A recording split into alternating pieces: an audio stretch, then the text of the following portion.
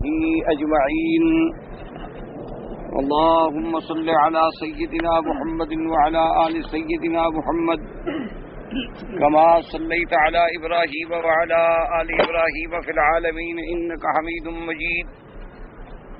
قال الله تبارك وتعالى في كلامه المجيد: أعوذ بالله من الشيطان الرجيم. بسم الله الرحمن الرحيم. إن الله لا يخفى عليه شيء في الأرض ولا في السماء هو الذي يصوركم في الأرحام كيف يشاء لا إله إلا هو العزيز الحكيم. هو الذي أنزل عليك الكتاب منه آيات محكمات هن أم الكتاب وأخر متشابهات فأما الذين في قلوبهم زيغ فيتبعون ما تشابه منه ابتغاء الفتنة وابتغاء تأويله وما يعلم تأويله إلا الله والراسخون في العلم يقولون آمنا به كل من عند ربنا ما يذكر إلا أولو الألباب. ربنا لا تزغ قلوبنا بعد إذ هديتنا وهب لنا من لدنك رحمة إنك أنت الوهاب. ربنا إنك جامع الناس ليوم لا ريب فيه إن الله لا يخلف الميعاد. سورۃ آل عمران میں اللہ تبارک و تعالی نے ان آیات مبارکہ میں اپنے علم کامل، علم غیب اور علم محیط کے بارے میں ارشاد فرمایا. جیسا الحمدللہ سورت کی ابتدا میں خلاصہ درس میں آپ نے پڑھا ہے، سنا ہے کہ اس سورت مبارکہ کے اندر بھی جو بنیادی مضامین ہیں ان کا ذکر ہے، یعنی مسئلہ توحید، مسئلہ نبوت و رسالت اور مسئلہ معاد. تو سب سے پہلے تو اللہ تبارک و تعالی نے اپنی صفات کا ذکر فرمایا کہ اللہ لا الہ الا هو الحی القیوم، کہ اللہ وہ ذات پاک ہے، کوئی معبود برحق نہیں مگر اللہ، جو بذات ہی زندہ ہے اور ہمیشہ زندہ رہے گا، جس پہ کبھی موت نہیں آئے گی، اور القیوم جو ساری کائنات کو تھامنے والے ہیں، سنبھالنے والے ہیں. یہ اللہ تبارک و تعالیٰ کی صفات تھی. پھر اس کے بعد ذکر آیا تھا قرآن کے اتارنے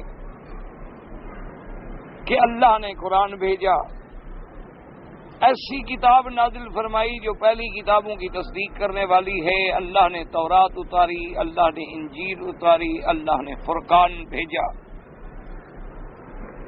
لیکن جن لوگوں نے اتنے بڑے وضاحتوں کے بعد، کتابوں کے بعد، معجزات کے بعد بھی اللہ کی آیات سے کفر کیا تو ان کے لیے عذاب سخت، ان الذین کفروا لهم عذاب شدید.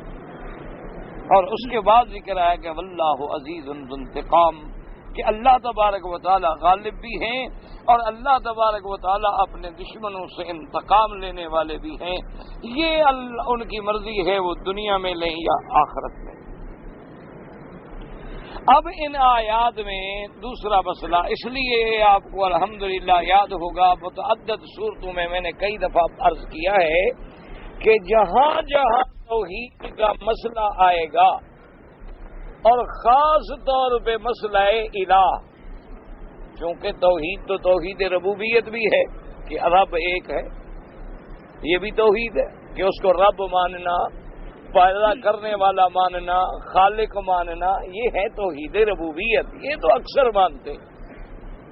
ایک ہے توحید الوہیت. کیا مانا کہ صرف الہ وہی ہے، معبود برحق اسی کی ذات ہے، اس کے سوا کوئی عبادت کے لائق نہیں. یہ اصل توحید ہے، توحید الوہیت، جس میں سارے انبیاء علیہ السلام کو تکلیفیں برداشت کرنی پڑی اور کفار نے مقابلے کیے، جھگڑے کیے. اصل مسئلہ یہ تھا. جہاں تک اللہ کو رب ماننے والی بات ہے، وہ تو کافر بھی مانتے تھے، مشرک مکہ بھی مانتے تھے کہ رب تو اللہ ہے. ان سے اگر کوئی پوچھتا کہ آسمانوں زمینوں کو کس نے پیدا کیا، وہ کہتے تھے اللہ نے پیدا کیا. بھی یہ ہوائیں کون چلاتا ہے، آسمان، تارے، چاند، سورج، نظام سارا، وہ کہتے سب اللہ کرتا ہے.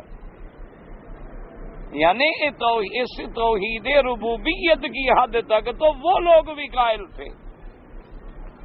اصل مسئلہ کیا تھا کہ جب ان کو یہ کہا گیا کہ لا الہ الا اللہ محمد الرسول اللہ، کہ کوئی معبود برحق نہیں، کہ ایاک نعبد و ایاک نستعین، کہ صرف تیری ہی عبادت کریں گے اور کسی کی عبادت نہیں کریں گے. یہاں آگے جھگڑا ہوا. اس پر انہوں نے کہا کہ اجعل الالہۃ الہا واحدا. عجیب بات ہے کہ ایک الہ بناتے، ان ھذا لشیء عجاب. اور آج بھی اگر آپ غور کریں تو ساری دنیا میں اصل جھگڑا اسی توحید الوہیت میں ہے. آج بھی جتنے ہمارے مسلمان ہیں، چاہے جس جماعت سے بھی تعلق رکھتے ہوں، وہ بھی کہتے ہیں اللہ پاک خالق ہے، مالک ہے، رازق ہے، آسمان زمینوں کے پیدا کرنے والا، ہمارے پیدا کرنے والا، انبیاء اولیاء کے پیدا کرنے والا، یہ سب مانتے ہیں. لیکن جو اصل مسئلہ ہے، جس کے لیے انبیاء علیہم الصلاۃ والتسلیم نے قربانیاں دی ہیں، ابراہیم الخلیل علیہ السلام کو آگ میں اترنا پڑا، انبیاء علیہ السلام کے بدن دو ٹکڑے کر ڈالے گئے، اللہ کے نبیوں کو شہید ہونا پڑا، حضور صلی اللہ علیہ وسلم کو کانٹوں کے اوپر چلنا پڑا، اپنے دندان مبارک شہید کرانے پڑے. وہ تو یہ مسئلہ توحید الوہیت ہے. اللہ کے سوا کوئی عبادت کے لائق نہیں، اور عبادت جو ہے وہ ساری کی ساری اللہ نے ہمیں قرآن میں اور حضور کی زبان مبارک سے سمجھا دی ہے. اس عبادت کو ہم کسی اور دوسرے انداز میں کر نہیں سکتے. اس میں اگر ہم نے ذرا بھی اپنی نیت میں فرق کیا تو شرک آ گیا. اس لیے ہر بات کو سمجھ لیں. اللہ پاک کرے ایک مسئلہ بھی سمجھ آ جائے تو شکر کریں، ورنہ ساری زندگی آدمی قرآن پڑھتا رہے اور ایک مسئلہ بھی نہ سمجھے تو کیا فائدہ ہوا. اب سمجھیں کہ بھئی عبادت کا مستحق جو، اور جہاں جہاں یاد رکھو الہ کا مسئلہ آئے گا، میں نے عرض کیا تھا کہ ہمیشہ وہاں دو صفتوں کا ذکر ہوگا. جہاں قرآن میں آپ دیکھ لیں، اب الف سے لے کر آخر تک جہاں بھی مسئلہ الہ آئے گا، وہاں دو صفتیں اللہ کی ضرور ذکر ہوں گی، یا پہلے ذکر ہوں گی یا بعد میں ذکر ہوں گی، لیکن ضرور ہوں گی. ایک صفت کیا تھی؟ علم کامل، اور دوسری صفت کیا تھی؟ قدرت کامل. کہ علم کامل کا مالک کون ہے؟ اللہ. اور قدرت کامل کا مالک کون ہے؟ اللہ. یہ دو صفت. اب دیکھیں نا، پہلے مسئلہ آ گیا کہ الف لام میم اللہ لا الہ الا هو الحی القیوم. آ گیا کوئی الہ نہیں. الہ کون ہے؟ اللہ ہے. الوہیت کس کے لیے ہے؟ اللہ کے لیے. اب اللہ الہ کا مسئلہ جب آ گیا تو آ گئی نا آگے بات کہ ان اللہ لا یخفی علیہ شیء فی الارض ولا فی السماء. کہ الہ کون ہے؟ اللہ کی صفت کیا ہے کہ جس پر آسمانوں زمینوں کے اندر کوئی چیز چھپی ہوئی نہیں، ہر چیز اس کے علم میں ہے. تو علم کامل کس کا ہوا؟ اللہ تبارک و تعالیٰ کا ہوا. اور قدرت کامل بھی کس کی ہوئی؟ اللہ تبارک و تعالیٰ کی ہوئی.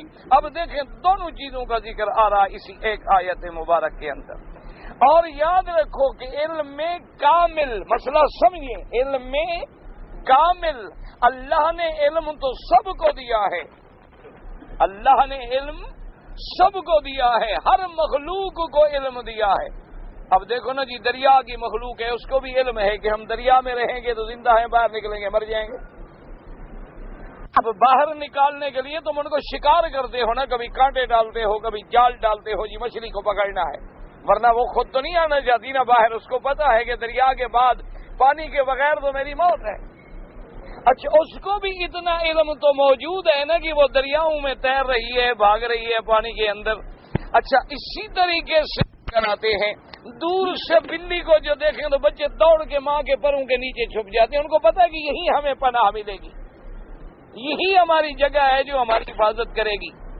اچھا، وہ تم کسی مالک کی طرف بھی نہیں دوڑتے، انسان کی طرف بھی نہیں دوڑتے، سیدھا اپنی ماں کی طرف دوڑتے ہیں۔ اب 10 گائیں باندھ دیں، سب کے بچڑے چھوٹے چھوٹے، 2 دن والے، 4 دن والے، 5 دن والے چھوڑ دیں، ہر بچڑا اپنی ماں کے پاس پہنچ جاتا ہے دودھ لینے کے لیے، دوسرے کو نہیں چھیڑتا۔ غلطی سے منہ بھی مار لے تو پھر کر کے پھر ادھر چلا جائے گا۔ یہ علم کس نے دیا ہے؟ علم تو سب کو ہے۔ اچھا، سانپ کو بھی تو علم ہے نا کہ کہاں گھسنا ہے، کہاں جا کے میں نے بل کے اندر گھس جانا ہے، علم ہے۔ چیونٹیوں کو بھی علم ہے، چڑیوں کو بھی علم ہے، دن رات کا علم ہے۔ اب دانا چگنے کا وقت ہے، اب واپس لوٹنے کا وقت ہے، علم ہے۔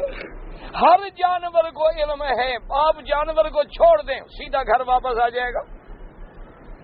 آپ دیکھ لیں، یعنی سب سے معمولی جانور ہوتی ہیں، بلی ہے، دیکھ لیں، لیکن جناب آپ اس کو ڈبوں میں بند کر کے دوسرے محلے میں چھوڑائیں، 2 دن 4 دن تک کے کھا کے پھر اپنے گھر آ جائے، اس کو بھی پتا ہے۔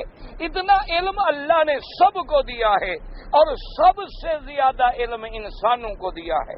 یاد رکھو، اللہ نے علم جو ہے وہ تو سب کو دیا، جتنا جس کو ضرورت ہے اتنا علم اللہ نے سب کو دیا ہے۔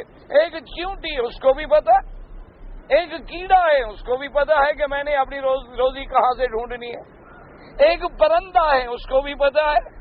ایک جناب آبی پرندہ ہے، ایک پانی کا پرندہ ہے، ایک پانی کا جانور ہے، ایک خشکی کا جانور ہے، اس کو بھی پتا ہے۔ ایسے جانور ہیں جو رات کو نکلتے ہیں، دن کو بند ہو جاتے ہیں، ایسے بھی جانور ہیں جو دن میں نکلتے ہیں، رات کو بلو میں گھس جاتے ہیں۔ اچھا، ایسے بھی جانور ہیں جب 6 مہینے سردی پڑتی ہے تو غاروں میں بیٹھے رہتے ہیں، 6 مہینے باہر نہیں نکلتے، 6 مہینے کے بعد پھر باہر نکل آتی ہیں، پھر سردی شروع ہو گئی، پھر وہ غاروں میں چلے گئے۔ یہ سب کو علم میرے اللہ نے دیا ہے، اگر علم نہ دے تو پھر تو نظام درہم برہم ہو جائے۔ لیکن سب سے زیادہ علم کس کو دیا ہے؟ انسان کو، کیونکہ انسانوں کی ذمہ داری زیادہ ہے، انسانوں کے اوپر شریعت ہے، انسان مکلف ہے، انسان کے لیے حساب ہے، کتاب ہے، قیامت ہے، انسان کے لیے انبیاء ہیں، رسول ہیں، اللہ کی کتابیں ہیں، فرائض ہیں، اوامر ہیں، نواہی ہیں، شرائع ہیں، تو ان کو علم بھی اللہ نے سب سے زیادہ دیا ہے۔ پھر جناب انسانوں میں سب سے زیادہ ذمہ داری کس کی ہے؟ اللہ کے انبیاء کی، کیونکہ اعلیٰ مرتبہ کس کا ہے؟ انبیاء علیہم الصلاۃ والتسلیم کا۔ اللہ نے ان کو پھر علم سب سے زیادہ عطا فرمایا ہے، کیونکہ ان پر پوری امت کی ذمہ داری ہے، امت کو سمجھانا ہے، امت کو ہدایت کرنی ہے، امت کو شریعت پہنچانی ہے۔ پھر انبیاء میں جیسے جیسے مرتبہ زیادہ اسی طرح علم زیادہ، لیکن یہ سب علم برحق ہیں، لیکن اللہ کے علم کا مقابلہ کوئی نہیں کر سکتا۔ کیوں؟ یہ علم تو ہے لیکن کامل نہیں، علم تو ہے لیکن کامل نہیں۔ اس لیے اللہ نے فرمایا کہ میرے مدنی صلی اللہ علیہ وسلم ما کنت تدری مل کتاب ولل ایمان، میرے محمد مدنی صلی اللہ علیہ وسلم آپ کو تو پتہ بھی نہیں تھا کہ قرآن کیا ہے، کیوں؟ جب تک ہم نے قرآن اتارا نہیں آپ کو تو پتہ نہیں۔ اور ایمان کی جزئیات کیا ہیں، تفصیلات کیا ہیں؟ ایک ایمان ہے استدلال، اللہ کی قدرت کے دلائل پر نظر ڈال کے، وہ تو نبی پیدائش سے ایمان والے ہوتے ہیں، وہ تو ماں کے پیٹ سے آتے ہیں تو ایمان والے ہیں. لیکن ایک ہے کہ ایمان کے لیے کہ ایمان باللہ ہے ملامنت کب جیسے آپ نے بڑا کلن آمن باللہ و ملائکتہ و کتبہ و رسلہ لا نفرق بین احد من رسلہ. یہ تفصیلات میرا مدنی آپ کو تب معلوم ہوئی جب ہم نے وحی اتاری. تو اب دیکھیں کہ علم کامل کس کا ہے؟ صرف اللہ کا ہے. کہ نبی کا علم بڑا اونچا ہے، بڑا مرتبہ ہے علم کا. لیکن اللہ تبارک و تعالی جب تک علم نہ دیں، اللہ تبارک و تعالی جب تک خبر نہ دیں، اس لیے انبیاء علیہم السلام پر کئی ایسے واقعات ہیں جو ان کے موجودگی میں ہوئے لیکن پتہ نہیں. کیونکہ علم کامل صرف کس کا ہے؟ اللہ کا. اسی مسئلے کو سمجھ لیں، اور اس مسئلے کو جب آپ نے سمجھ لیا تو انشاءاللہ اللہ پاک شرک سے بچا لیں گے. دعا کریں اللہ ہر مسلمان کو شرک سے بچائے. اب دیکھو نا جی، چلو آپ مکے میں آئے ہیں، ایک آسان مثال میں عرض کر دوں. آپ مکہ شریف میں آئے، اللہ قبول فرمائے. اللہ ہمارا بیٹھنا، پڑھنا، سننا، عمرہ، حاضری سب منظور و مقبول فرمائے. آپ جاتے ہیں، ملتزم پہ کھڑے ہیں، دعا مانگ رہے ہیں. آپ نے آج خود دیکھ لیں، ابھی عشاء کے بعد دیکھ لیں، ایک آدمی تو دعا عربی میں مانگ رہا ہے، ایک آدمی اردو میں مانگ رہا ہے، ایک پشتو میں مانگ رہا ہے، ایک بنگالی میں مانگ رہا ہے، ایک برمی میں مانگ رہا ہے، ایک کیرالا والا کیرالی زبان میں مانگ رہا ہے، کوئی جناب سندھی میں مانگ رہا ہے، کوئی ہندی میں مانگ رہا ہے، کوئی فارسی میں مانگ رہا ہے، کوئی انگریزی میں مانگ رہا ہے، کوئی سریکی میں مانگ رہا ہے. ان سب کا کیا یقین ہے کہ یہ ساری دعائیں سننے والا کون ہے؟ ہاں جی سمجھو مسئلہ کہ یہ جو دعا ہم کھڑے ہیں ملتزم پہ مانگ رہے ہیں، کون سنتا ہے؟ اچھا سنتا ہے تو یہ ساری بولیاں سمجھتا بھی ہے کہ نہیں؟ ہاں جی کہ ساری بولیاں جو ہم بول رہے ہیں، ہم تو مختلف زبانوں میں مانگ رہے ہیں، تو یہ بھی ہمارا ایمان ہے کہ تمام لوگوں کی دعائیں اللہ سنتا بھی ہے اور جانتا بھی ہے کہ یہ کیا مانگ رہا ہے، یہ کیا مانگے. کیوں نہ جانے تو دے گا کیا؟ اچھا اب یہ بھی تو جانے ہماری دعاؤں کا سننے والا بھی اور علم رکھنے والا جاننے والا کون ہے؟ اللہ. اچھا چلو بھی سننے والا بھی ہم نے مان لیا، علم والا بھی ہم نے مان لیا کہ ہم جو بولی بول لیں، بلکہ اللہ نے فرمایا تم نہ بولو، دل میں رکھ لو، تب بھی میں جانتا ہوں.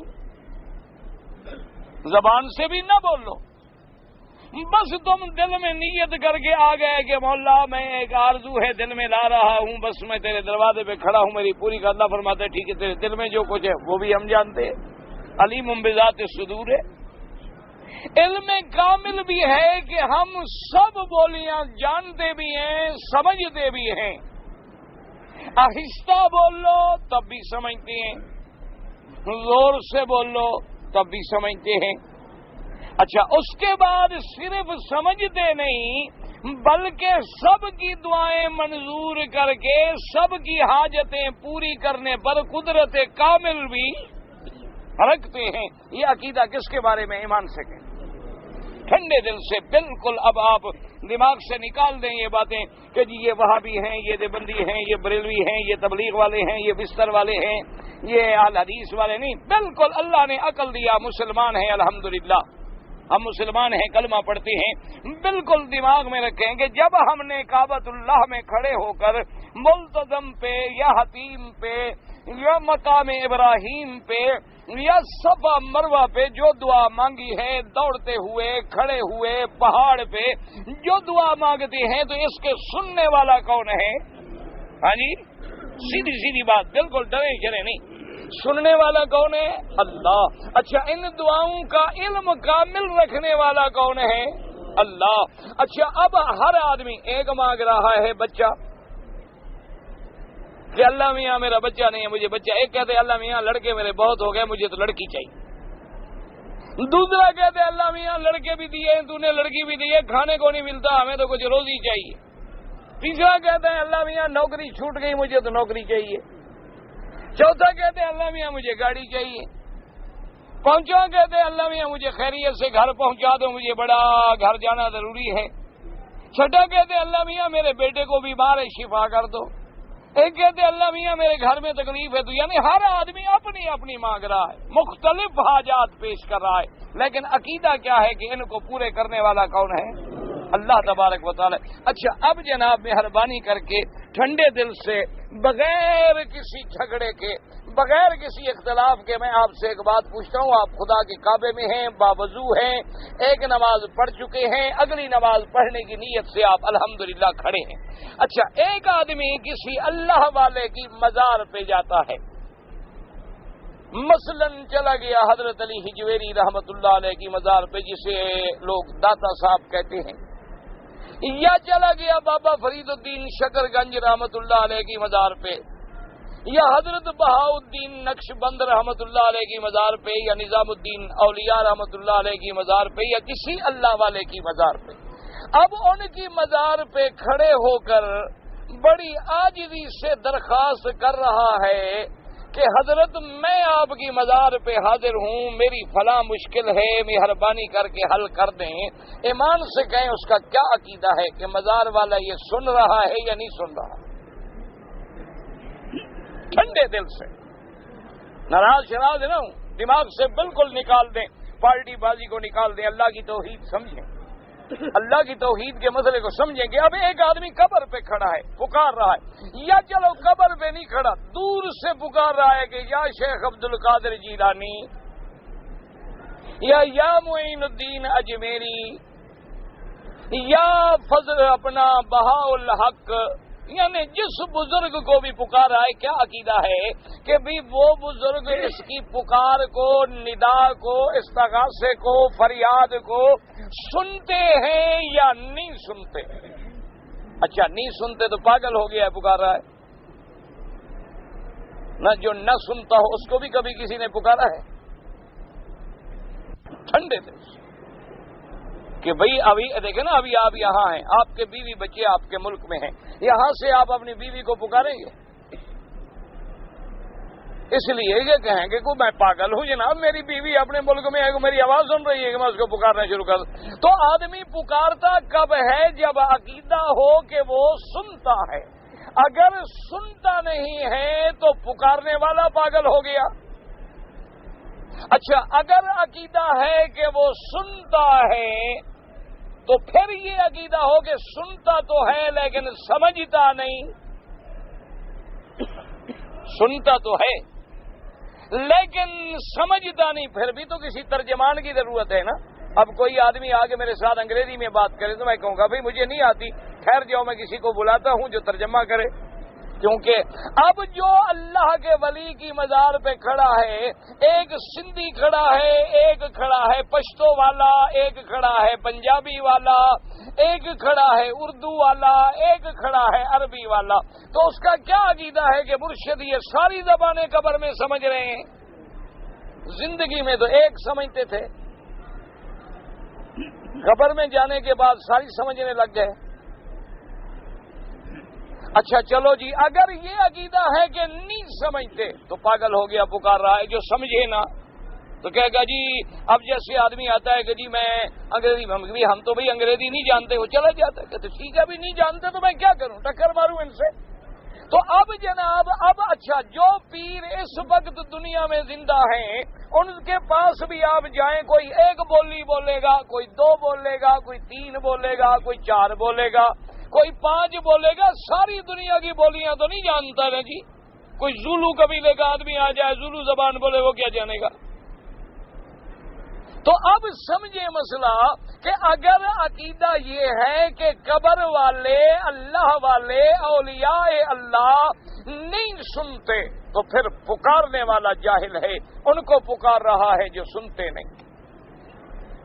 اور اگر یہ عقیدہ ہے کہ نہیں وہ سنتے ہیں تو پھر کس کے ساتھ شرک کر رہا ہے؟ کیونکہ سننے والی ذات کس کی تھی؟ اسی کا نام تو شرک ہے۔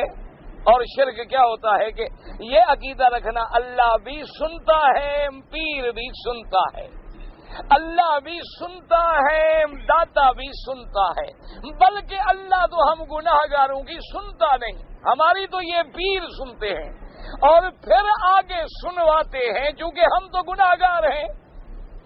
ہماری زبانیں گندی ہیں، اللہ میاں گندی زبان کی تو سنتے ہی نہیں، اللہ تبارک و تعالی ہماری بات تو سنتے نہیں ہیں، ہم جا کے ان کو کہتے ہیں اور یہ آگے خدا کو کہتے ہیں اور پھر مثال دیتے ہیں کہ دیکھو جی وہابیوں کا دماغ خراب ہے، بادشاہ کو جو بات کہنی ہو بھلا کوئی سیدھا چلا جاتا ہے، پہلے وزیر ڈھونڈتا ہے، مشیر ڈھونڈتا ہے، راستے میں ان کے دربان ڈھونڈتا ہے، پھر بیچارہ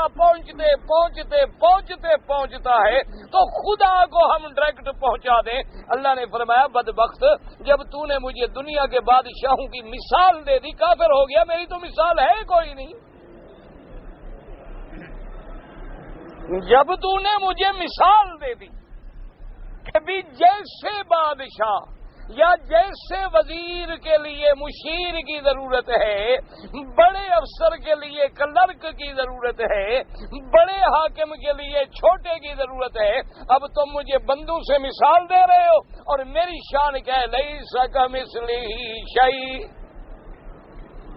میری تو مثل کوئی نہیں، میرے تو مشابہ کوئی نہیں۔ جب تو نے مثال دی پہلے تو ایمان تیرا وہی ختم ہو گیا۔ اچھا اب اس کے بعد اللہ فرماتا ہے بندے غور کر، واسطے تو وہاں ڈھونڈے جاتے ہیں جو سنتا نہ ہو۔ اب دیکھیں نا، جب تک حضرت عمر رضی اللہ تعالیٰ عنہ کا عدل تھا کسی کو واسطے ڈھونڈنے کی ضرورت تھی؟ کیوں حضرت عمر تو خود مسجد میں آگے بیٹھ جاتے تھے؟ بتاؤ بھی کیا تکلیف ہے؟ ہر نماز میں آگے بیٹھ جاتے، ہاں بھائی جس کو کوئی تکلیف ہے بتاؤ۔ ایک بڑھیا بھی جا رہی ہوتی تو حضرت عمر کا دامن پکڑ لیتی، ٹھہرو عمر میری بات سنو، ٹھیک ہے۔ اب وسائل کی ضرورت تو وہاں پڑتی ہے جب حاکم نہیں ظالم بن جاتا ہے، جب اقتدار کی کرسی پہ بیٹھنے کے بعد وہ فرعون بن جاتا ہے، نمرود بن جاتا ہے، حامان بن جاتا ہے، اب ضرورت پڑتی ہے۔ اگر وہ عادل بن جائے، وہ صدیق و عمر عثمان و علی کے نقش قدم پہ آ جائے، واسطے کی کیا ضرورت ہے؟ وہ تو غریبوں کو رات کو خود ڈھونڈتے پھرتے ہیں کہ بھائی تمہیں کوئی تکلیف تو نہیں۔ اللہ فرماتا ہے میرے بندے واسطے کی ضرورت تو تب ہوتی جب میں تیری سنتا نہیں۔ میں تو روزانہ رات کو ینزل ربنا تبارک و تعالی الی السماء الدنیا، اللہ تبارک و تعالی تو عرش سے آسمان دنیا پہ ہر رات تشریف لاتے ہیں اور فرماتے ہیں حل من طالب، کوئی ہے مانگنے والا کہ میں پوری کروں؟ فرمایا میں تو الٹا تمہیں کہتا ہوں کہ مجھ سے مانگو اور تم واسطے وسیلے ڈھونڈ رہے ہو۔ میں تو کہتا ہوں کہ کوئی مانگنے والا ہے، کوئی رزق لینے والا ہے، کوئی اولاد لینے والا ہے، کوئی ہدایت مانگنے والا ہے، ہم تو مائل بکرم ہیں، کوئی سائل ہی نہیں۔ اللہ کی رحمت تو جوش میں آ جاتی ہے، پھر وہاں کیا ضرورت تھی کہ جی ہم کہیں جاتے۔ اچھا اب جناب آگے آ جائیں کہ بھئی دوسری صفت کیا تھی؟ قدرت کامل، کہ اگر ہم نے اولیاء، اسی لیے قرآن کہتا ہے کہ جن کو تم پکار رہے ہو قیامت میں یہ تیری پکار کی نفی کریں گے، اور اللہ فرماتا ہے جن کو تم پکارتے ہو لا یملکون من قطمیر، ان کے پاس تو کھجور کے درمیان میں جو دھاگا ہوتا ہے اتنی ذری بھی کوئی چیز نہیں، وہ تمہیں کیا دے دیں گے؟ وہ تو خود محتاج ہیں۔ ان تدعوہم لا یسمعوا دعاءکم، اگر پکارو تو تیری پکار کو سنتے نہیں۔ وَلَوْ سَمِعُوا مَا اسْتَجَابُوا لَكُمْ، اور اگر ہم ان کو سنا بھی دیں تو ان کو جواب دینے کی طاقت نہیں کہ تیری بات کو پورا کر سکیں۔ وَيَوْمَ الْقِيَامَةِ يَكْفُرُونَ بِشِرْكِكُمْ، اور قیامت والے دن یہ تو پھر شرک جو تم کرتے رہے اس سے بھی انکار کریں گے کہ مولا ہمیں تو پتہ بھی نہیں کہ ہمیں کس نے پکارا کس نے نہیں پکارا، کیوں پکارا، ہم نے تو ان کو نہیں کہا تھا کہ ہمیں پکارا جائے۔ اسی لیے قرآن کہتا ہے، لوگ کہتے ہیں یہ آیتیں بتوں کے لیے ہیں، انسانوں کے لیے نہیں، اللہ کے اولیاء انبیاء کے لیے نہیں۔ اللہ کا قرآن کہتا ہے قیامت میں اللہ فرمائیں گے عیسیٰ ابن مریم کو، یا عیسیٰ ابن مریم اانت قلت للناس اتخذونی وامی الہین من دون اللہ، اے عیسیٰ ابن مریم کیا تم نے لوگوں سے کہا تھا کہ مجھے بھی میری اماں کو بھی اللہ کے سوا الہ سمجھو. حضرت عیسیٰ جواب دیں گے قال سبحانک ما یکون لی ان اقول ما لیس لی بحق ان کنت قلته فقد علمتہ تعلم ما فی نفسی ولا اعلم ما فی نفسک انک انت علام الغیوب. حضرت عیسیٰ ابن مریم کیا عرض کریں گے کہ مولا میں نے پاک ہے تیری ذات میں ایسی بات کیسے کہہ سکتا ہوں جو مجھے زیبا نہیں دیتی. میں تیرا بندہ ہوں, میں الہ کیسے بن سکتا ہوں؟ میں تیری مخلوق ہوں, میں خالق کیسے بن سکتا ہوں؟ میں مملوک ہوں, میں مالک کیسے بن سکتا ہوں؟ میں مرزوق ہوں, میں رازق کیسے بن سکتا ہوں؟ میں مربوب ہوں, میں رب کیسے بن سکتا ہوں؟ میرا مولا سبحانک, آپ کا علم کامل ہے, علم محیط ہے, آپ جانتے ہیں کیونکہ آپ کو تو میرے اندر کا بھی پتہ ہے, مجھے تو پتہ نہیں. انک انت علام الغیوب, کیونکہ تو سب سے زیادہ میرا اللہ غیب کے جاننے والا ہے, ہم تو غیب نہیں جانتے ہیں. اب دیکھیں اللہ کے نبی, اللہ کے پیغمبر حضرت عیسیٰ علیہ السلام بھی کیا کہیں گے, مولا تو جانتا ہے, ہم نہیں جانتے. تو اس لیے سمجھو مسئلہ, آج سارا جھگڑا جو ہے وہ اسی وجہ سے شرک ہے کہ لوگ آتے ہیں, طواف کرتے ہیں, ملتزم پہ کھڑے ہیں, لیکن کہتے ہیں پیرا تیری مہربانی تو نے ہمیں مکے پہنچا دیا. کعبے میں کھڑا ہے پھر بھی شرک کر رہا ہے. اللہ کے دربار میں کھڑا ہے پھر بھی کہتے ہیں ہاں جی ہم تو مکہ بھائی عمرہ نے, ہاں جی حضور نے بلایا ہے, یعنی اللہ نے نہیں بلایا اس کو. حضور جب عمرے پہ تشریف لاتے تھے تو حضور کو کون بلاتا تھا؟ ہر آدمی کہہ رہے مدینے والے دا سڈا ہے, مدینے والے دی سڈے پکارے, مدینے والے سڈے ایسا کچھ جناب تھوڑے بغیر بڑے اداس ہے مدینے والا کہ بیچارے آ جان, بڑے عمل کرتے ہیں میری سنت دے اتنے آ جان, بڑی اداسی ہے.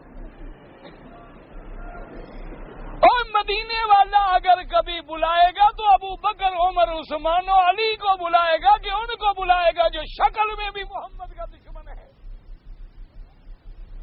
جو عمل میں بھی نبی کا دشمن ہے. کہتے ہیں جی ہوتی جی حضور تے سراپا رحمت, آپ جو سراپا رحمت تو ہم سراپا زحمت بنے. آپ تو سراپا رحمت ہیں تو ہماری ذمہ داری کیا ہے؟ یعنی خدا کے کعبے میں کھڑا ہے پھر بھی شرک. کہتا ہے جی او جی مدینے والے نے بلایا. اگر مدینے والے نے بلایا, خدا چھٹی پہ ہے, رخصت پہ ہے آج کل. اللہ میاں سارے کام مدینے والے کرتے ہیں تو مکے والے چھٹی پہ ہیں. اچھا مدینے والے جب عمرے پہ آئے, حرم کے حد پہ پہنچ گئے اللہ کے نبی, اللہ نے نہیں آنے دیا. احرام باندھا ہوا ہے, 1500 صحابی ساتھ ہیں, حدیبیہ کے مقام پہ پہنچ گئے, وہیں روک دیے گئے اور وہاں سے عمرہ نہیں کرنے دیا گیا. اللہ نے نہیں آنے دیا. اللہ اپنے نبی کو چاہے تو نہ آنے دے,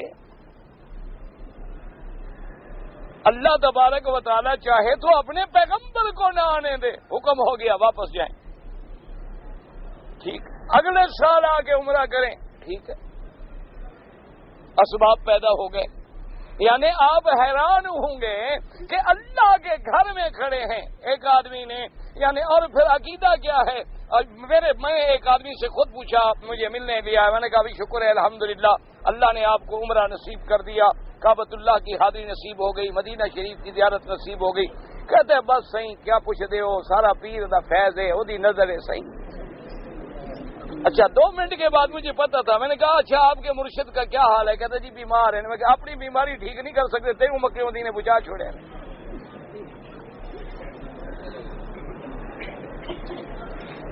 مجھے پتا تھا کہ اس کا پیر بیمار ہے, میں جانتا ہمارے علاقے کے لوگ پنجاب کے جو ہوئے ہیں, پنجاب کی کوئی بات چھپی ہوئی تو نہیں ہوتی. آخر ہم لوگ ایک ایک گلی کو جانتے ہیں, ساری زندگی جو گزر گئی وہاں. مجھے پتا تھا کہ اس کا پیر بیمار ہے. میں نے کہا تھوڑی دیر کے بعد خیریت پوچھی, اچھا کیا حال ہے چودھری صاحب, مزاج اچھے ہیں, خیریت ہے, بچے کیسے ہیں؟ اس کے میں نے کہا جی وہ آپ کی حضرت تکلیف تھی. ان کا کیا حال ہے؟ جی حضرت کو تو بڑی تکلیف ہے. میں نے کہا اپنا علاج کر نہیں سکتے, تمہیں مکے بھیج دیا, چلو اپنی خدمت کے لیے تو رکھ لیتے, تم کم سے کم خدمت تو کرتے حضرت کی. کہتا ہے جی نہیں میں تو یہاں حضرت کے لیے دعا مانگنے آیا ہوں. میں نے کہا اچھا حضرت کے لیے دعا کس سے مانگو گے؟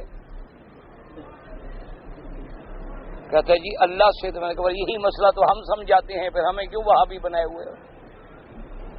یہی بات تو ہم کہتے ہیں کہ مانگنا ہے تو کس سے مانگو؟ اللہ سے. سوال کس سے کرو؟ اللہ سے. توکل کس پہ کرو؟ اللہ پہ. مدد کس سے مانگو؟ اللہ سے. یہی تو ہم سمجھاتے ہیں، تم بگڑ جاتے ہو، کہتے ہو جی وہابی ہیں، پیروں کو نہیں مانتے، بزرگوں کو نہیں مانتے. وہ اللہ کے بندے، پیر بھی برحق، اولیاء بھی برحق، لیکن سب اللہ کی مخلوق ہیں، اللہ کے محتاج ہیں، سب اللہ کے دروازے پہ بھیک مانگنے والے ہیں. اللہ چاہے تو دے دے، اللہ چاہے تو نہ.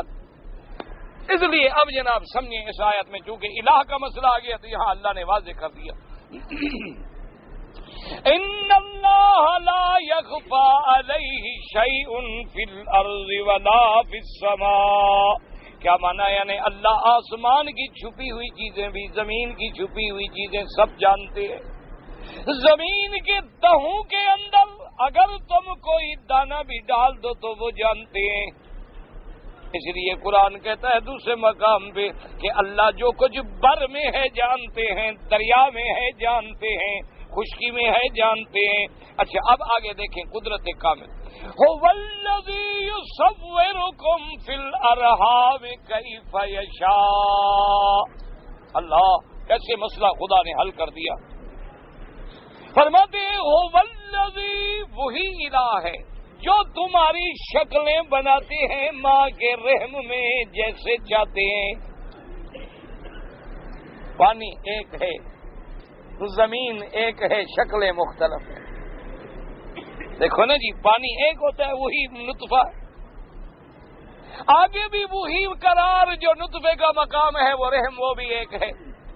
لیکن کبھی دیکھیں تو کبھی ماشاءاللہ باپ کی شکل ہے، کبھی ماں کی شکل ہے، کبھی دادے نانے کی شکل ہے، کبھی دونوں کی شکل ہے. اور پھر اس گندے پانی کو کیسی کیسی شکلیں دی ہیں کہ انسان دیکھ کے حیران رہ جاتا ہے. اسی حقیر پانی سے ایسے ایسے عالم پیدا کر دیے کہ جو سورج کی طرح چمکتے رہے. اسی سے انسانوں کو بنایا، اسی سے اللہ تبارک و تعالی نے اپنے سارے نیک صالح بندوں کو بنایا. اور مثال کیسی دی، هو الذی یصورکم فی الارحام، کہ رحم مادر میں جو تمہاری تصویر، جو تمہاری تمثیل، جو تمہاری شکل بناتی ہے.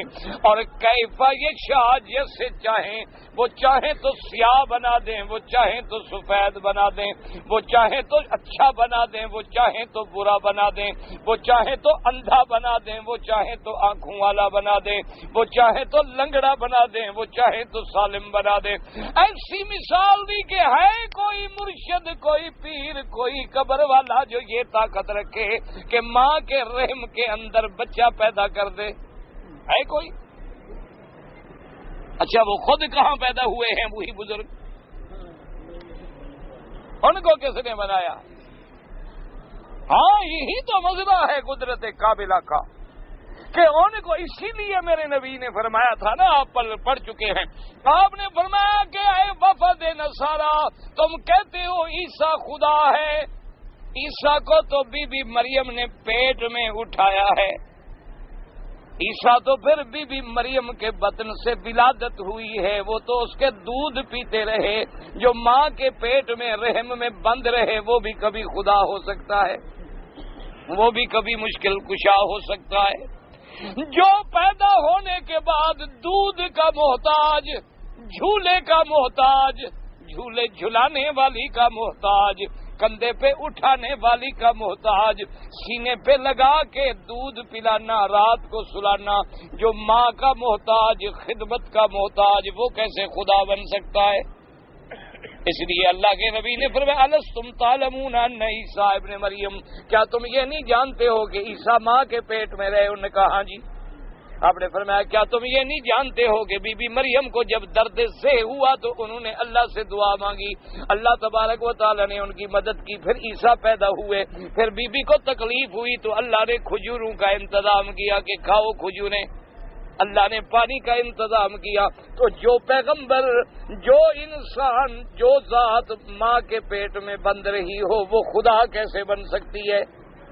اب اس کے بعد جواب کوئی، اس لیے خدا یہاں کہتا ہے۔ اور پھر یہ ہے فرمایا آسمانوں اور زمینوں میں، پھر زمینوں میں انسان ہے، انسان کے پیٹ میں، اور پھر خدا کی قدرت دیکھو، جو عورت اپنے بچے کو اٹھائے ہوئے ہے اس کو بھی پتہ نہیں کہ یہ بچہ میرا فرما بردار بنے گا کہ نافرمان بنے گا، اس کو پتہ ہے نہیں، اس کو پتہ نہیں کہ جو بچہ میرے پیٹ میں ہے اس کی عمر کیا ہے، 10 سال زندہ رہے گا یا پیدا ہو کے مر جائے گا یا 100 سال زندہ رہے گا، اس کو پتہ نہیں ہے، شقی ہے سعید ہے پتہ نہیں، اس کو پتہ نہیں ہے کہ اس کی انگلیاں پوری ہیں یا ایک ناقص ہے، ایک ٹیڑھی ہے کہ سیدھی ہے، اس کو کوئی پتہ نہیں، لیکن فرمایا مجھے ذرے ذرے کا پتہ ہے، اس لیے فرمایا ان اللہ عندہ علم الساعۃ وینزل الغیث ویعلم ما فی الارحام، کہ جو کچھ رحم کے اندر ہے اس کا علم بھی اللہ کو ہے۔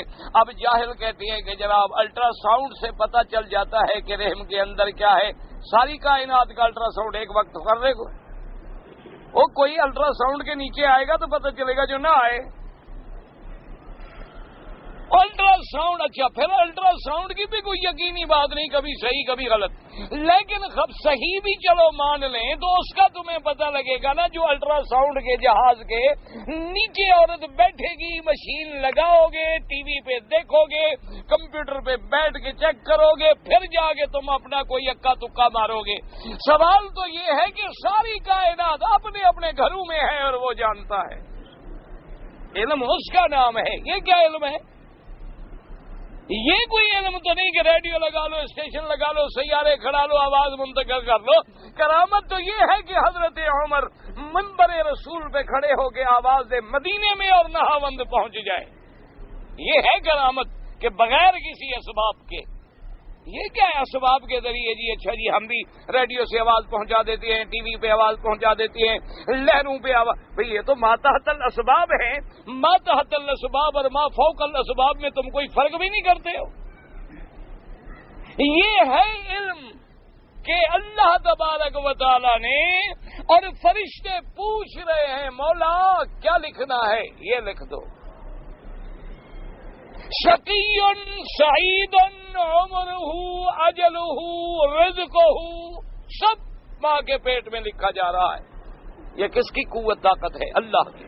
اس لیے فرمایا هو الذی یصورکم فی الارحام کیف یشاء، پھر دیکھیں آگے وہی مسئلہ آ گیا، لا الہ، آگے نا مسئلہ الہ، پہلے بھی کیا آیا تھا، الف لام میم اللہ لا الہ الا هو الحی القیوم، اب یہاں کیا آیا، لا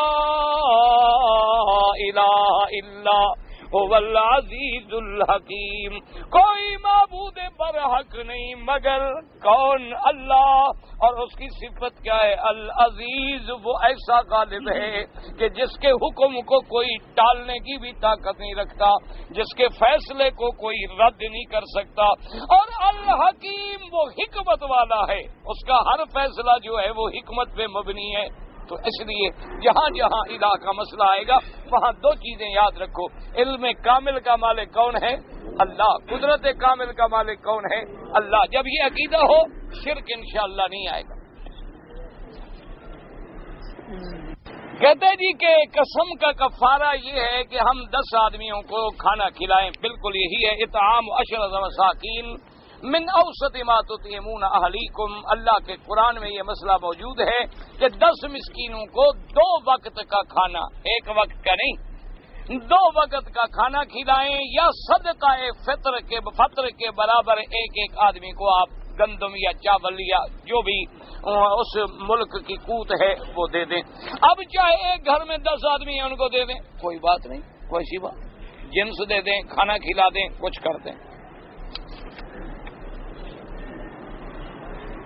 کہتے جی ہمارے ہاں نماز جنازہ میں 2 سلام ہوتے ہیں، یہاں 1 سلام ہے، کوئی بات نہیں، 1 سلام بھی حدیث میں ثابت ہے، 2 بھی ثابت ہے، کوئی مسئلہ نہیں، کوئی جھگڑے والا مسئلہ تو ہے ہی نہیں۔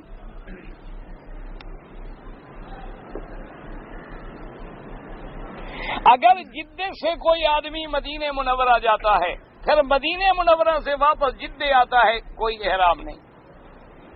احرام تب ہے جب مدینہ منورہ سے سفر اول مکے کی نیت کرے.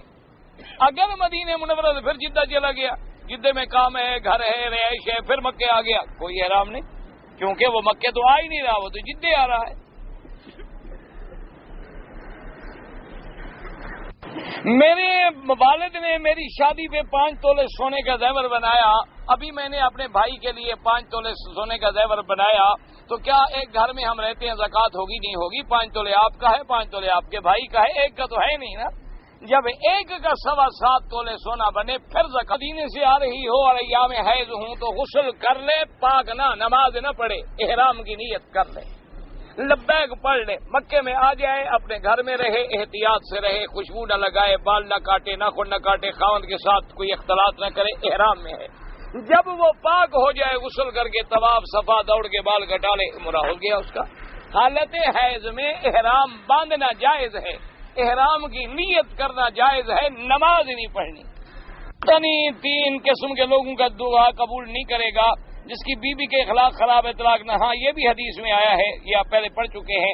یتیم کا مال جو بالغ ہونے سے پہلے دے دے تو ضائع کر دے. ہاں قرضہ دیا ہے، گواہی نہیں کیا، اس کا بھی قبول نہیں ہوگا. شرط شیخین کا معنی ہوتا ہے، یعنی امام بخاری امام مسلم کی جو شرط ہے حدیث کے راویوں کے لیے، اس کے مطابق اس کے راوی ہیں. اللہ شرط شیخین کا معنی یہ ہے. میں نے حج کے ارکان میں رمی 2 دن، دوسرے دن تیسرے دن رمی کو دن میں 12 بجے کیا، ٹھیک ہے. میں نے طواف 13 ذی الحجہ کو کیا. حنفی حضرات کے نزدیک تو ایک بکری دم پڑ گئی. جب 12 ذی الحجہ کی مغرب ہو جائے تو پھر طواف زیارت تو ہو سکتا ہے لیکن دم دینی پڑتی ہے. اہل حدیث علماء کے نزدیک اور حنابلہ کے نزدیک 13 تک بھی دم نہیں پڑتی.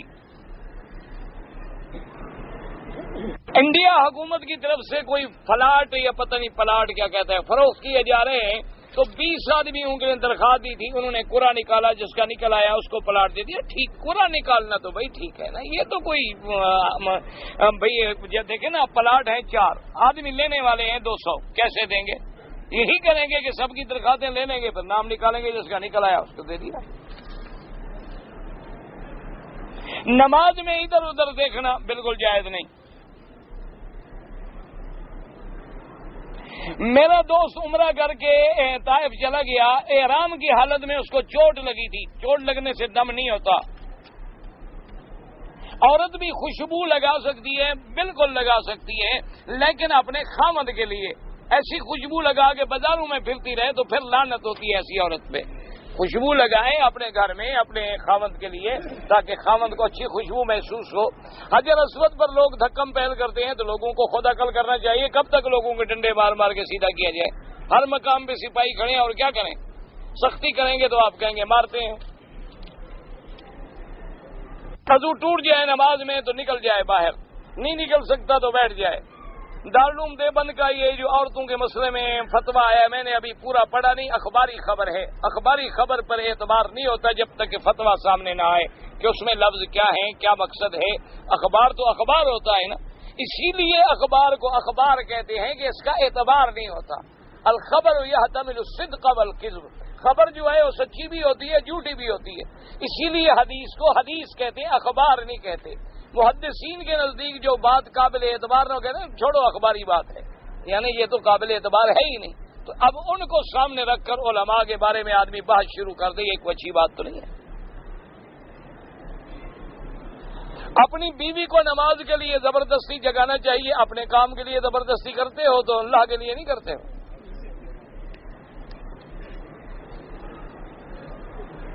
بالکل جگانا چاہیے. نماز نہ پڑھے تو ایسی بیوی کو رکھنے کی کیا ضرورت ہے؟ جو بیوی بے نماز چھوڑ دو، طلاق دے دو.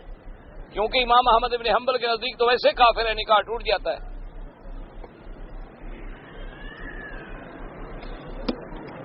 اللہ پر توکل کا حقیقت جو ہے ابھی نہیں سمجھ آیا آپ کو تو پھر سوال میں بھی سمجھ نہیں آتا. کہتے ہیں کہ ہاتھ ہمارے زمین پر تو تیمم ہو گیا. بھائی دونوں ہاتھ ماریں گے، پھر دوبارہ ماریں گے، پھر چہرہ، دوبارہ ماریں گے، پھر ہاتھ، پھر ماریں گے، پھر یہ نہیں کہ بس ایک دفعہ زمین پہ ہاتھ مار دو بس تیمم ہو گیا، ایسے تھوڑا ہو گیا. امام باندھنا پتہ ہے مباح کا معنی وہ ہوتا ہے ایک مباح نہیں مباح، جو کام کرے لیکن گناہ نہ ہو، ثواب تو نہیں لیکن گناہ بھی نہیں۔ سنت تو سنت ہے محمد مصطفیٰ کی، اور داڑھی رکھنا جو ہے یہ 1,24,000 نبی کی سنت ہے، صرف حضور کی سنت نہیں، سنت الانبیاء والمرسلین ہے، ہر نبی ہر رسول کی داڑھی مبارک۔ اور پھر تو وہ صغیرہ ہے، بار بار منڈانے سے کبیرہ ہے اور فاسق فاجر ہو جاتا ہے، اس کو اذان دینے کی بھی اجازت نہیں اور امام بننے کی بھی اجازت نہیں۔ اللہ سے دعا کریں اللہ سب کو توفیق دے۔ حضور بے سب سے پہلے غار حرا میں کیا عبادت کا اللہ کا ذکر کرتے تھے، نماز پڑھتے تھے، ملت ابراہیمی حضور نہیں سمجھتے تھے دین ابراہیم، عجیب بات ہے۔ نماز جنازہ میں ایک طرف اسلام، بھائی ایک سلام سے بھی نماز تام ہو جاتی ہے، دوسرا سلام پھیرے بھی تو ثواب ہے۔ اس لیے یہاں کے امام حضرات یہ کرتے ہیں کہ فرض نمازوں میں دونوں سلام پہ عمل کرتے ہیں، جنازے میں ایک پہ عمل کرتے ہیں تاکہ دونوں حدیثوں پہ عمل ہو جائے۔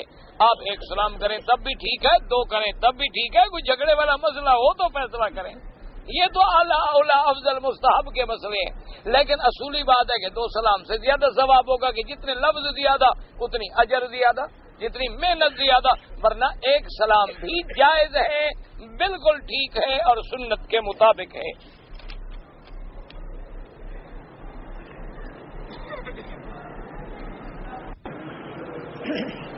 فجر کی نماز جو ہے رات کو مجھے نیند میں رہنا پڑتا ہے، فجر کے وقت 2 نماز قضا ہو جاتی ہے، کوئی بہانہ نہیں، نماز کے لیے کوئی بہانہ نہیں، چاہے ساری رات جاگنا پڑے کچھ کرنا پڑے، نماز آپ پڑھ کے لیٹیں۔ عید کی نماز کے بعد جو لوگ قبرستان جاتے ہیں بدعت ہے، وہ عید والے دن باپ دادے کو یاد کرتے ہیں، سارا سال تو پڑے ہوئے ہیں باپ دادا، ایک 10 محرم کو یاد کرتے ہیں کہ ابا جی آ گیا ہوں، اور دال لے آتے ہیں اوپر پھینک دیتے ہیں کہ بنو اسرائیل نے جو دال مانگی تھی نہ کھاؤ، ہم پلاؤ کھائیں گے تم دال کھاؤ۔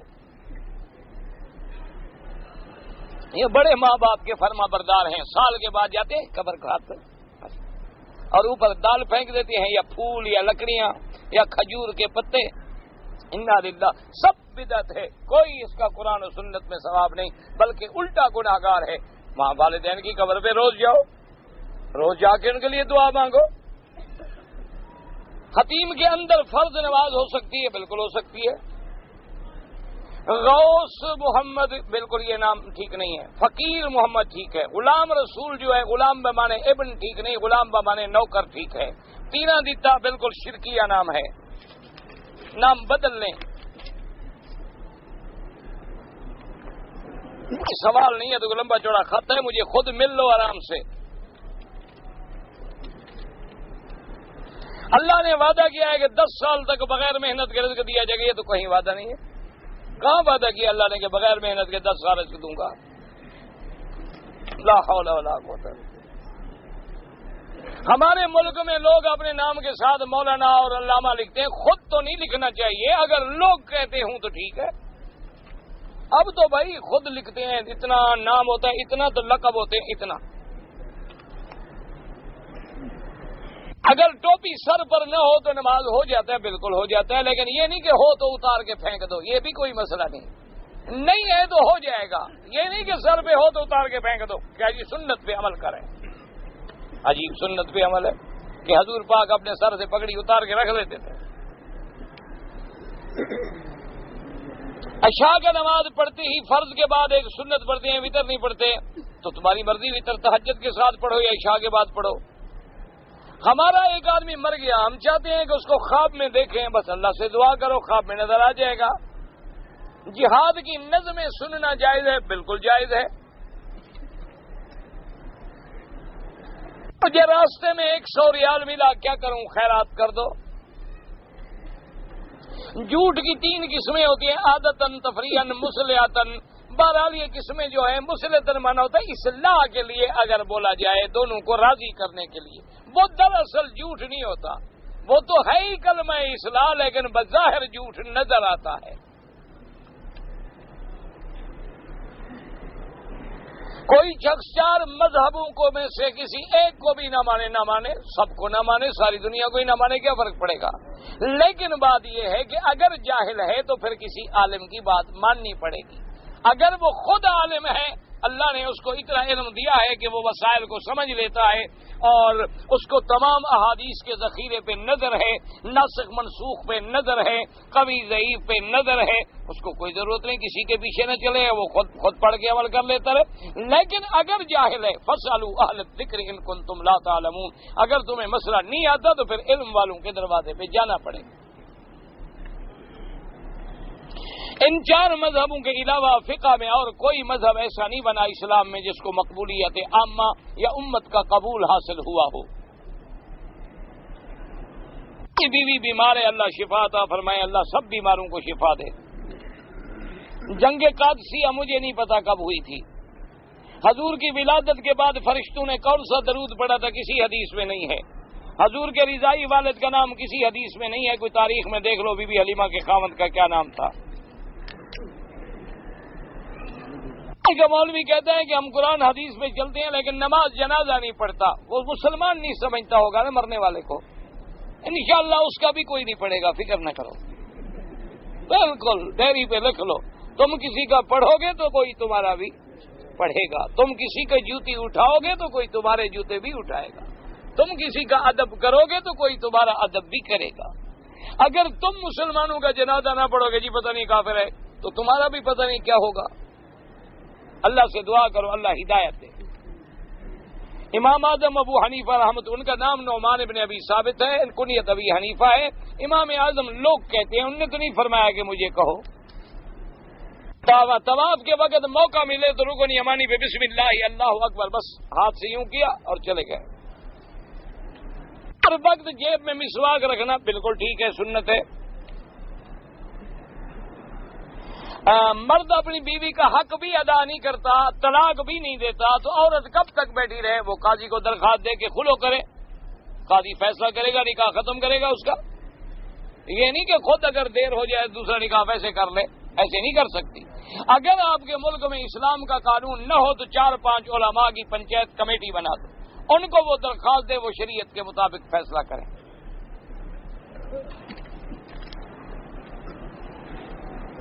اگر ایک آدمی کو احترام ہو گیا، رات میں صبح اٹھ کے نماز پڑھ لی، بعد میں یاد آیا تو غسل کریں، نماز لوٹا دیں۔ تہجد کے 8 رکعتیں ہیں، ویسے 2 بھی پڑھ سکتے ہو۔ اگر ہم حنفی مسلک میں ہیں تو ظہر عصر عشاء کی نماز کی آخری رکعت میں فاتحہ پڑھیں، امام کے پیچھے نہیں۔ حنفی حضرات کے نزدیک امام کے پیچھے چاہے جو بھی نماز ہے، امام کا پڑھنا جو ہے کافی ہے مقتدی کے لیے۔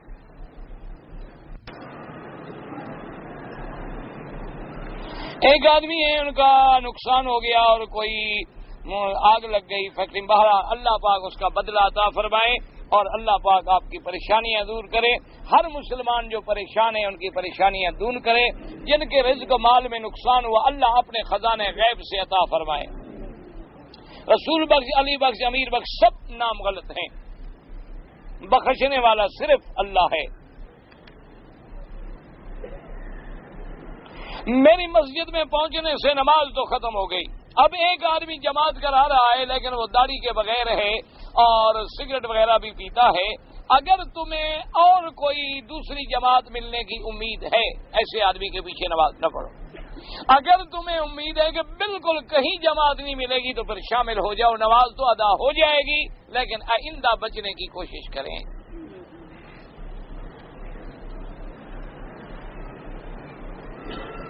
میں نے دل میں کہا تھا کہ اگر میری بیوی رات فلاں شادی میں شریک ہوئی تو اس کو طلاق دوں گا، اور میں گیا تو وہ شادی پر بھی چلی گئی تھی۔ دل میں کہا تھا نا، کیا تو نہیں زبان سے، زبان پہ نہیں آئی بات تو کوئی شرط نہیں، اگر زبان سے کہہ دیا تو پھر ہو گیا۔ فٹ بال کھیلنا جو ہے وہ جائز ہے، فٹ بال کھیلیں لیکن ننگ ظاہر نہ ہو، یعنی آدمی کا ناف سے لے کر گھٹنے تک یہ عورہ ہے، اگر یہ حصہ چھپا ہوا ہے تو کھیلنا کوئی حرج نہیں، یعنی نماز روزہ بھی حرج نہ ہو اور یہ جسم بھی ظاہر نہ ہو، باقی بدن ظاہر ہے تو کوئی حرج نہیں۔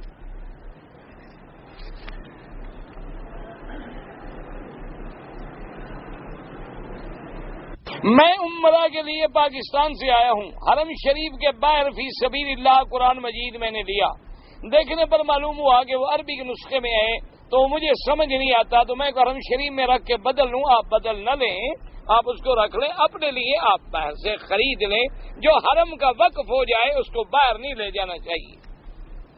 میں نے دکان کرائے پر دی ہے، وہ ویڈیو وغیرہ بیچتا ہے یا ویڈیو کا گیم وغیرہ چلاتا ہے، آپ پر گناہ نہیں ہے، آپ تو کرایہ لیتے ہیں نا، آپ نے اس کو یہ تھوڑا کہا کہ یہ کام کرو، آپ تو اپنے دکان کا معاوضہ لیتے ہیں، لیکن کوشش کریں کہ اگر کوئی اور کرایہ دار مل جائے تو ایسے لوگوں سے چھڑا لیں۔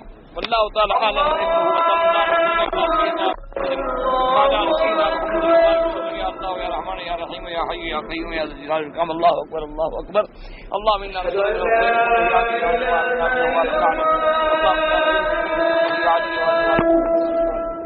ربنا آتنا في الدنيا حسنة وفي الآخرة حسنة وقنا عذاب النار۔ صلی اللہ تعالی علیہ وسلم۔